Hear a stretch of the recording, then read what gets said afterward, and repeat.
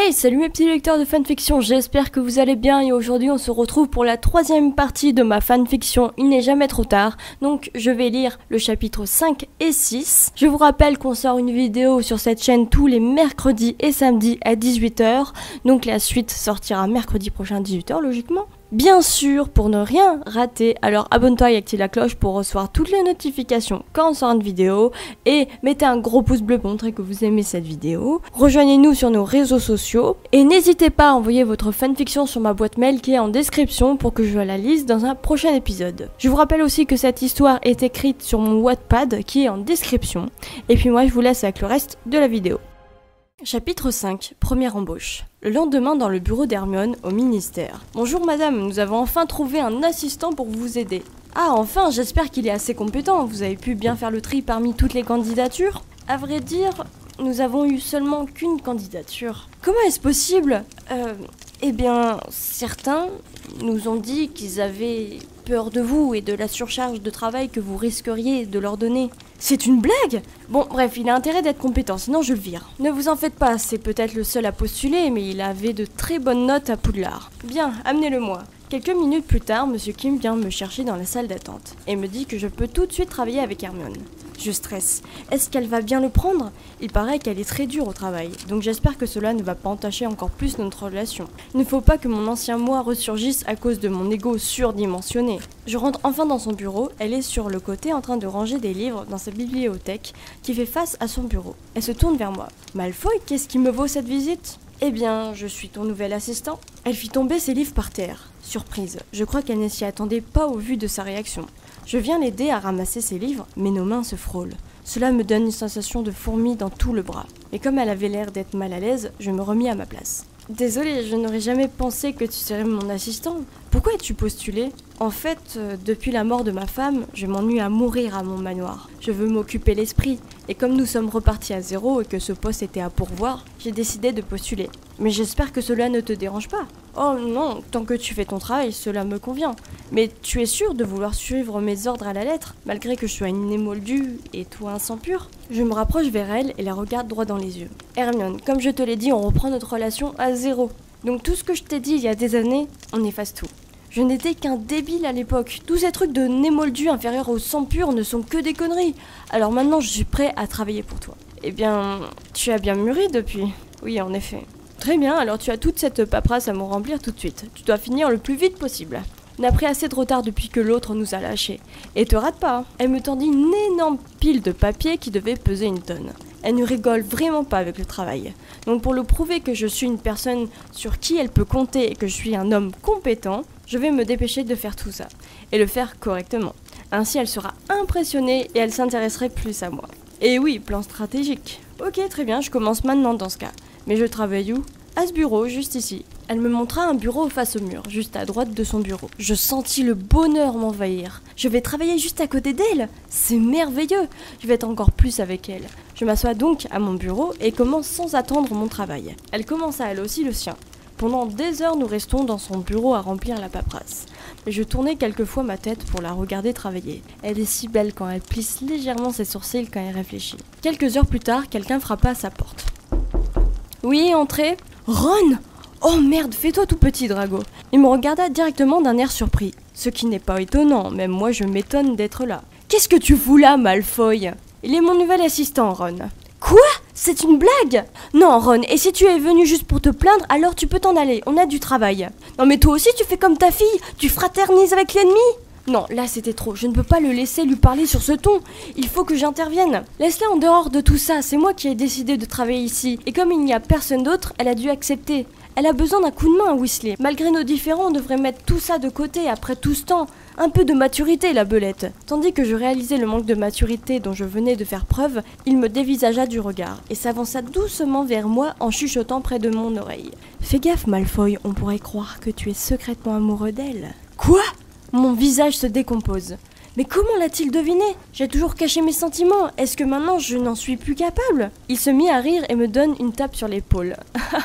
Mais non, je rigole, Malfoy. Oh, la tête que tu as faite. Ça serait impossible que tu sois amoureuse d'une Sans de bourbe, n'est-ce pas Malfoy? Bien sûr que non. Alors pourquoi la défends-tu? Après toutes ces années de souffrance que tu lui as fait subir? Tu ne sais même pas à quel point ça m'a fait du mal de la voir souffrir juste pour ton plaisir. Tu n'en as aucune idée. Alors dis-moi sincèrement pourquoi tu es dans son putain de bureau? Hermione se précipite énervée vers Ron. Ron, calme-toi, je suis la ministre de la magie ici. Alors baisse d'un ton ou je te renvoie du ministère. Ron se calma aussitôt. Waouh, quelle femme! Elle sait se faire respecter par son mari. Au point que là, en ce moment même, il regarda ses pieds comme un petit qui vient de se faire gronder par sa maman. Je n'ai aucune explication à te donner, cela ne te concerne pas, et j'ai encore moins besoin que tu me défendes. Alors maintenant, va-t'en et laisse-nous travailler. Il partit très déçu du bureau, toujours en regardant ses pieds. Puis Hermione se tourna vers moi. Surtout, ne fais pas attention à lui. Je sais qu'il sera toujours rancunier à cause de notre passé, mais moi je crois qu'il faut toujours donner une seconde chance. Car on fait tous des erreurs dans la vie. Merci Hermione. De rien. Bon, allez, au travail. Cette paperasse ne se finira pas toute seule. Elle me fit un grand sourire et nous continuons à bosser encore des heures. Pour la première fois de ma vie, elle m'a souri et défendu envers son mari. Les choses progressent de plus en plus. Lorsqu'elle m'a souri, cela a fait fondre mon cœur. Je suis un homme heureux. Rien que cela me comble de bonheur. Chapitre 6. Rapprochement. Ce week-end, Scorpius a encore invité Rose à la maison. Enfin, je lui ai plutôt fortement suggéré, car j'ai eu une brillante idée. Encore. Je vous explique. Comme Hermione va encore amener sa fille chez moi et que la dernière fois elle avait dû partir en vitesse car elle avait énormément de travail à finir, sauf que désormais elle a un super assistant qui a fini toute sa montagne de paperasse en l'espace d'une nuit entière juste pour qu'on discute, elle et moi en tête à tête. Et ce pendant des heures. Hey, je suis un génie.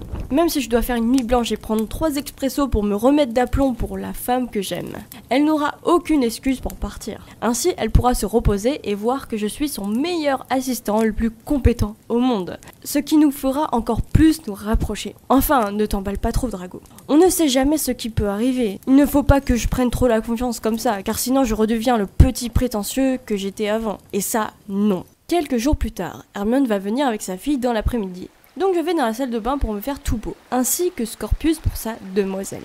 Pourquoi tu te fais tout beau comme si tu avais un rendez-vous? Tu vas voir qui? Alors déjà, je ne vais pas à un rendez-vous galant, j'ai le droit de me faire beau pour moi. Et 2, de toute façon, je ne te laisserai jamais tout seul à la maison, surtout pas avec ta copine. Oh mais papa, je suis grand maintenant. Justement, c'est ce qui m'inquiète. Hein? Pourquoi? Non, laisse tomber. Ok, mais je ne crois pas à ta première raison. C'est la première fois que tu fais ça depuis que maman nous a quittés, à moins que tu te fasses beau pour Madame Granger, ça expliquerait pourquoi tu as fortement insisté pour que j'invite Rose. Quoi? Mais non, ne raconte pas de bêtises. Et puis qu'est-ce que tu racontes? J'ai pas du tout insisté. Tu mens hyper mal, papa. Tu n'as pas besoin de me mentir. Je vois comment tu la regardes. J'ai exactement le même regard quand je vois Rose. Tu es fou amoureux d'elle. Alors lui, c'est vraiment mon fils. Il est super futé celui-là. Comme son père. Je suis si fière de lui. Je ne peux rien te cacher, fiston. Je dépose ma main sur son épaule et m'accroupis pour mieux le voir. Je compte sur toi pour garder mon secret, car ça fait des années que je le cache. Tu es le deuxième au courant avec ta grand-mère. Donc si tu invites un peu plus souvent ta copine, ça m'arrangerait énormément. T'inquiète papa, ça me fait tout autant plaisir. On entendit la sonnette du rez-de-chaussée sonner. Alors nous nous précipitâmes pour nous regarder une dernière fois dans le miroir pour voir si on était trop beaux gosses. Et oui, on a vu 2 beaux gosses à tomber par terre. On descendit et j'ouvris la porte. Hermione est plus belle de jour en jour. Bonjour Drago, je te laisse ma fille. Je reviens la chercher ce soir, comme d'habitude. Bien sûr, mais avant, rentre. Ah non, désolé, j'ai encore une tonne de travail à finir. Mais je l'ai déjà fait, donc tu as tout le temps pour prendre un thé dans mon manoir, non? Tu as tout fini? La grosse pile de documents? Mais comment tu as fait? Car je suis très compétent, ma chère. Tu doutes de mes talents? Non, mais je n'aurais pas imaginé que tu aurais fini aussitôt. Tu m'impressionnes, Drago. Elle me fit encore l'un de ses plus grands sourires. Je fondis de bonheur. Donc tu acceptes de rentrer? Ça te fera du bien de souffler un peu. Oui, pourquoi pas, tu as raison. Elle rentra donc ainsi que sa fille et Scorpius et Rose montèrent à l'étage. Nous nous installions dans le salon, elle s'assit sur le canapé. Je vais chercher sa tasse de thé dans la cuisine et je m'en servis une à moi aussi. Sur le chemin, je me remémorais ce que j'allais lui dire pour lancer la discussion.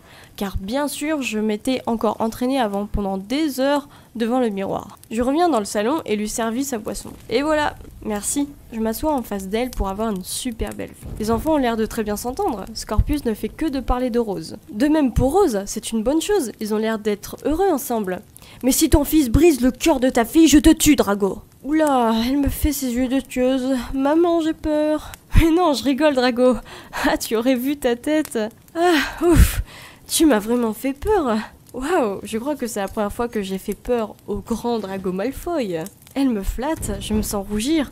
Oula, non, ne rougis surtout pas devant elle. La honte, sinon. À vrai dire, non, ce n'est pas du tout la première fois. Ah bon? Bah déjà quand tu m'as menacé avec ta baguette en 3e année et que tu m'as envoyé un coup de poing magistral dans la figure. En réalité, c'est à cette époque-là que je me suis rendu compte que je l'aimais. Il m'a suffi d'un de ces coups de poing dans ma gueule de fouine pour me révéler les sentiments que j'avais envers elle depuis le premier jour que je l'ai vue. Ce coup a été comme une révélation. Et après, j'étais encore plus obsédée par elle. Je me demande si je suis pas maso des fois.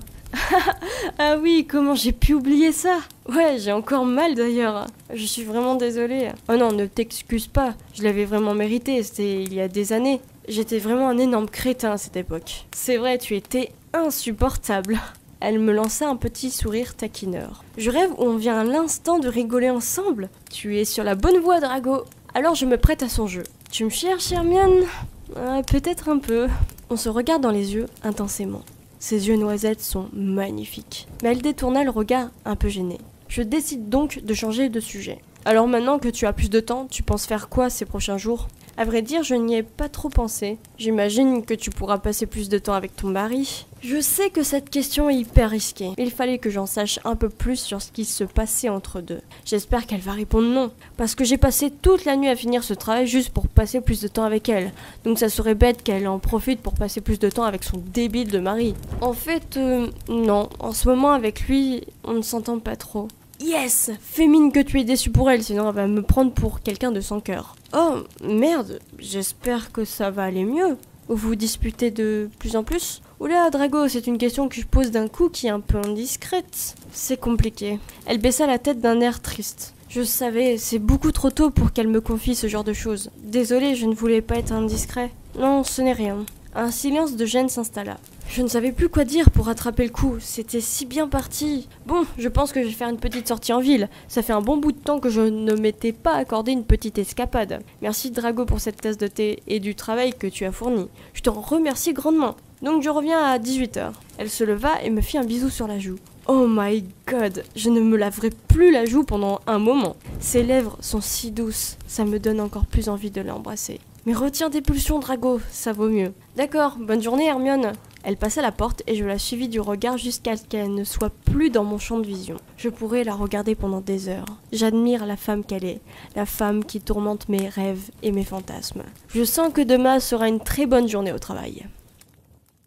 Et voilà, c'est la fin de cette 3e partie, donc la suite sera mercredi prochain à 18h. Je vous rappelle que mon Wattpad est en description. N'hésitez pas aussi à envoyer votre fanfiction dans ma boîte mail qui est en description pour que je la lise dans un prochain épisode. Bien sûr, abonne-toi et active la cloche pour recevoir toutes les notifications quand sort de vidéo. Rejoignez-nous sur nos réseaux sociaux. Et puis moi je vous dis tchuss!